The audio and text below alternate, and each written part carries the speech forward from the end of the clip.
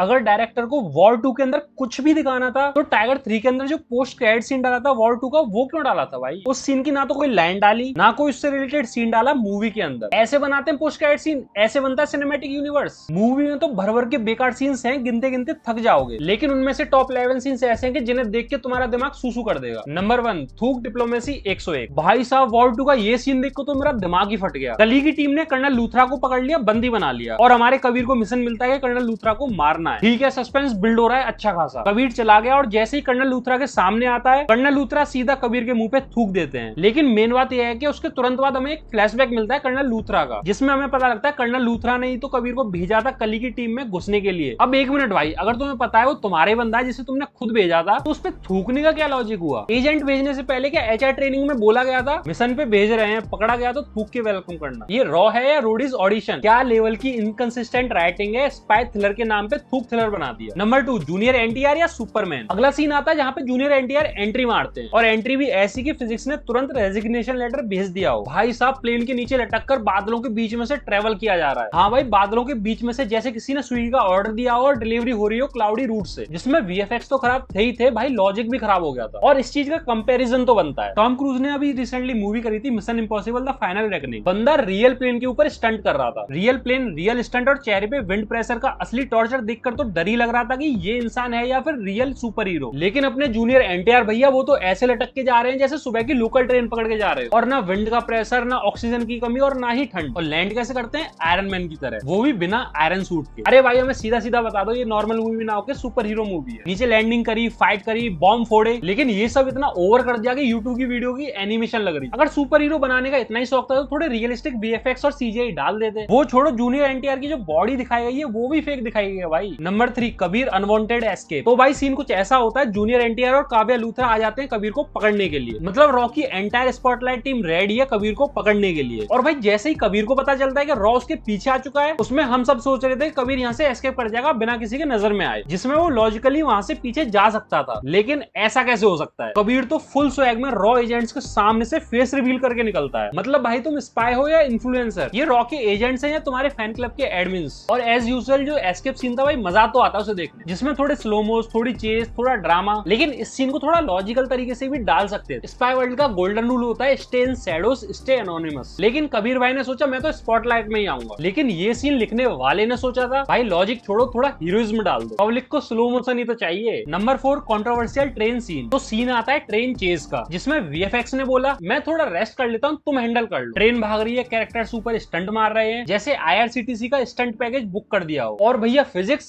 वो तो शुरू में सुसाइड नोट छोड़ के चली गई थी, लेकिन असली महामूवमेंट तब आता है जब ट्रेन टकराने वाली होती है, और junior NTR full hero mode में आकर अपने हाथों से फर्स्ट कोच का जो डिब्बा होता है उसे अलग कर देते हैं। हाथों से ट्रेन के इंजन से कनेक्टेड मेटल कोच को, बिना किसी रेंच, बिना किसी टूल, बिना किसी हाइड्रोलिक सपोर्ट के, जो कि भाई तुम खुद भी सोच सकते हो चलती ट्रेन में ऐसा करना भाई इम्पॉसिबल के बराबर है। भाई तुम स्पाई हो या इंडियन हल्क, मतलब तुम इतनी स्ट्रेंथ दिखा दे रहे हो लेकिन इस मूवी को सुपर हीरो मूवी नहीं कह रहे हो। इस लॉजिक के आगे तो इवन सन्नी देओल पाजी का हैंडपंप तोड़ना नासा अप्रूव्ड लगता है। और सबसे मजाकिया बात, ट्रेन लगभग 200 किलोमीटर पर आवर की स्पीड से जा रही है, ना कोई प्रेशर, ना कोई वाइब्रेशन, बस ऐसे ही कर दिया। मतलब वीएफएक्स पे मेहनत नहीं करी भाई, कॉमन सेंस पे तो कर लेते। नंबर 5, वॉर 2 या डांस इंडिया डांस। तो भाई एक तरफ कबीर तो दूसरी तरफ जूनियर एनटीआर, दोनों डेडली एजेंट्स जो एक दूसरे के पीछे लगे हुए हैं कुत्तों की तरह। Shoot out, chase, mistrust, undercover games, और अगले ही सीन में डीजे वाले बाबू मेरा गाना चला दो, हमें नाचना है। भाई ये क्या सडन ब्रोमेंस इंजेक्शन मार दिया तुमने स्क्रीन प्ले में। एक मूवमेंट में तुम दोनों एक दूसरे के पीछे गन लेके भाग रहे हो, अगले मूवमेंट में दोनों आइटम सॉन्ग पे नाच रहे हो, जैसे कॉलेज फेस्ट में बेस्ट फ्रेंड फॉरएवर नाचते हैं। मतलब एक सीन में इतना तगड़ा ट्रस्ट बन गया, कोल्ड वॉर से कूल वॉर हो गया। मतलब उन दोनों के बीच में जो इमोशनल टेंशन बिल्ड हो रहा था वो अचानक ही चेंज कर दिया इन्होंने। स्टोरी डेप्थ उसमें तो ऐसा लगता है जैसे तुमने अचानक इतनी इंटेंस स्टोरी में डांस ट्यूटोरियल चला दिया। मतलब दोस्ती का एंगल ठीक है लेकिन डेवलपमेंट बिल्कुल जीरो। और वैसे ऑब्वियसली अगर डांस ऋतिक कर रहा है तो डांस तगड़ा ही होगा। मतलब डांस मूव दोनों ही तगड़े करें, लेकिन भाई जब ऋतिक स्क्रीन पर आते हैं तो भाई दिल ही जीत लेते हैं। नंबर 6, एयरप्लेन और पेंट हाउस। तो भाई सीन शुरू होता है, कबीर और जूनियर एनटीआर लटक रहे हैं बॉम्बर प्लेन की रोप से दूसरे एयरप्लेन पर, और इसी रोप से दोनों भाई फाइट भी कर रहे हैं। Mid air full speed plane, दोनों hands free, guns loaded, coordination एकदम टाइट। मतलब भाई रोप पे लटक के मिशन इंपॉसिबल नहीं, डायरेक्ट पतंजलि इंपॉसिबल चल रही है। अब भाई सोचो अगर प्लेन 800 से 900 किलोमीटर पर आवर की स्पीड से उड़ रहा है, अल्टीट्यूड भी 1000 फीट से ज्यादा ऊपर है, और इन दोनों के चेहरे पे ना ऑक्सीजन की कमी, ना हवा का प्रेशर, ना कोई स्ट्रगल, बस एक्शन एक्शन एक्शन। इस चीज में फिजिक्स तो छोड़ ही दो, लॉजिक का भी कब्रिस्तान बना के रख दिया है। और सबसे सबसे बड़ी बात, प्लेन की स्पीड, टर्बुलेंस, वेदर कुछ भी असर नहीं कर रहा है इन पर, बस चलते जा रहे हैं चलते जा रहे हैं। Road tight, stunt right, VFX light, audience fight with headache. Number 7, boat है या सुपर कार सुपरा। तो सीन चालू होता है एक इंटेंस बोट चेस से। भाई टेंशन बना हुआ है, पानी में स्पीड, थ्रिल, एनटीआर भैया फुल फोकस में, और हम फाइनली सोच रहे हैं कि एक सीन में कुछ एक्शन अच्छा सा देखने को मिलेगा। लेकिन मूवी ने बोला रुको जरा, सबर करो। तुरंत एनटीआर की बोट पानी से कूदकर सीधा जमीन पर आ जाती है। हाँ भाई, पूरी कर्व्ड वाली बोट सीधा लैंड पर एंट्री करती है, और फिर क्या, फिर बोट नाइट्रॉक्स लगा के चलने लगती है जमीन पर। भाई एक सेकंड, बोट का जो बॉटम होता है वो कर्व होता है, दोनों साइड से ऐसे उठा हुआ, ना ही टायर होते ना ही फ्लैट बेस होता उसका। और उस बोट को मैंने क्लोजली देखा, जूम करके देखा, उसका बॉटम फ्लैट नहीं था, कर्व था। लेकिन सिर्फ नाइट्रॉक्स से वो बोट इतनी देर तक जमीन पर कैसे चल पा रही थी? अब भाई ये कौन सी फास्ट एंड फ्यूरियस बनाने की कोशिश कर दी तुमने? और वैसे भी नाइट्रॉक्स से थोड़ी ना बोट चल जाएगी जमीन पर, और जैसा बोट का पोस्चर है कोई मतलब ही नहीं बनता। और सबसे बड़ी बात, बोट जब लैंड पर चलती है वो चलती है, लेकिन वहां से जंप करके दोबारा पानी में भी कूदा देते हैं उसे। ये सीन देख के तो नाइट्रॉक्स भी शायद कंफ्यूज हो गया हो कि भाई मैंने कब ऑफ रोडिंग का मोड दे दिया इनको। Number 8, junior NTR bullet proof immortal body. तो भाई एक सीन आता है जिसमें कबीर स्नाइपर से गोली मार देता है जूनियर एनटीआर को। तगड़ा इमोशनल बिल्डअप सेट हुआ था यहाँ से। लेकिन टेंशन तो तब बढ़ती है जब same day junior NTR hospital से उठ के बैटल फील्ड में वापस आता है। मतलब स्नाइपर का डैमेज तो ऐसा लगता है जैसे बंदे ने डिटॉल लगाकर ठीक कर दिया हो। मैं तो सोच के चलता हूँ बॉलीवुड है, ओवर तो करेंगे, लेकिन भाई इतना ओवर। और फिर से कबीर और जूनियर एनटीआर के बीच फाइट होती है, वो स्नो वाली फाइट, जिसमें जूनियर एनटीआर और कबीर इंटेंस फाइट कर रहे होते हैं, और वो गलती से जूनियर एनटीआर की बॉडी में स्नो वाली स्पाइक घुस जाती है, और वो बिल्कुल आर पार हो जाती है। मतलब एक तो स्नाइपर शॉट लग चुका है, एक स्नो की स्पाइक घुस चुकी है, जो कि कोई ना कोई ऑर्गन तो डैमेज कर गई होगी। सबको लगा जूनियर एनटीआर तो गए, स्पाई यूनिवर्स में उनकी ये लास्ट मूवी थी। फिर सीन चेंज होता है जिसमें कबीर उसको उठाकर ले जाता है। कबीर इस जगह पे आया था एक बाइक से, क्योंकि ये जगह काफी दूर थी, लेकिन जब उसे कबीर वापस लेके जा रहा होता है वहां पर बाइक नहीं होती, गायब हो जाती है, और पैदल लेके जा रहा होता है। भाई इस लॉजिक से जूनियर एनटीआर मूवी में बच कैसे गया, मैं ये सोच रहा हूँ। तो मैं एक्टर को बचाना था, मैं मानता हूँ, लेकिन उसमें कुछ ऐसा लॉजिकल सीन डाल देते कि हमें समझ भी आता। मतलब ये सीन इतना अनरियलिस्टिक था कि पबजी का कोई प्लेयर भी बोल देगा भाई मुझे रिवाइव दे दे जूनियर एनटीआर की तरह। Number 9, automatic physics killer gun. तो भाई मूवी का क्लाइमैक्स आ चुका है। कबीर और जूनियर एनटीआर फाइनली एक टीम बन गए हैं। तगड़ी entry, fast cuts, flashy montage, heroic shots. उसमें एक सीन आता है जो कि मुझे सोचने पर मजबूर कर देता है कि भाई क्यों एक साइड कबीर है, दूसरी साइड जूनियर एनटीआर, दोनों एक दूसरे की तरफ देख रहे हैं, उनके बीच में एक विलन है, और दोनों एक दूसरे की तरफ गोली चलाना शुरू करते हैं, और बीच वाले विलन में गोली मार रहे होते हैं। और इसमें क्या होता है, गोलियां सिर्फ विलन को लगती है, एक दूसरे को कुछ नहीं होता, जबकि वो आमने सामने से फायर कर रहे थे। Number 10, post credit scene. War 2 के पोस्ट क्रेडिट सीन में बॉबी देओल एक छोटी सी लड़की के हाथ में अल्फा का टैटू बना रहे होते हैं, जो कि सीधा हिंट दे रहा था आलिया भट्ट की न्यू मूवी अल्फा के लिए। फीमेल लीड स्पाई स्टोरी है, पर ऑनेस्टली थोड़ा डर लगता है। वाईआरएफ की स्पाई यूनिवर्स की मूवीज को देखने जाए तो स्टोरी की थोड़ी इनकंसिस्टेंसी फील होती है, बस बड़े बड़े नाम लेकर टाइम पास चल रहा है। अब अल्फा में फेमिनिज्म का धूम मचाएंगे, कहीं ये भी मार्वल जैसा गिमिक न बन जाए जहां स्टोरी जीरो और सिर्फ जेंडर पॉलिटिक्स चलती रहती है। एवेंजर्स एंड गेम के बाद से मार्वल ने सिर्फ लड़कियों पर फोकस किया है। मोस्टली मूवीज और सीरीज में सिर्फ लड़कियां सेंट्रिक पॉइंट रही हैं। अब तो उनकी मूवीज में फीमेल लीड कंपलसरी है, चाहे स्टोरी हो या ना हो, जिससे लोग बोर होने लगे। इतना ज्यादा फेमिनिज्म देख के फैंस का इंटरेस्ट उड़ चुका है। अगर अल्फा ने भी वही चीज ट्राई करने की कोशिश करी तो मार्वल की तरह इसका भी सत्यानाश हो जाएगा। पर हाँ, अल्फा ने थोड़ा ग्राउंड रियलिटी पकड़ लिया, रियलिस्टिक एक्शन और एक किलर फीमेल असैसिन स्टोरी डाल दी, कुछ बैलेरिना जैसे। तो मैं बिना सोचे फर्स्ट डे फर्स्ट शो देखने जाऊंगा, वरना तो ये बस एक ओवरहाइप्ड फिल्म बन के रह जाएगी जिसमें एक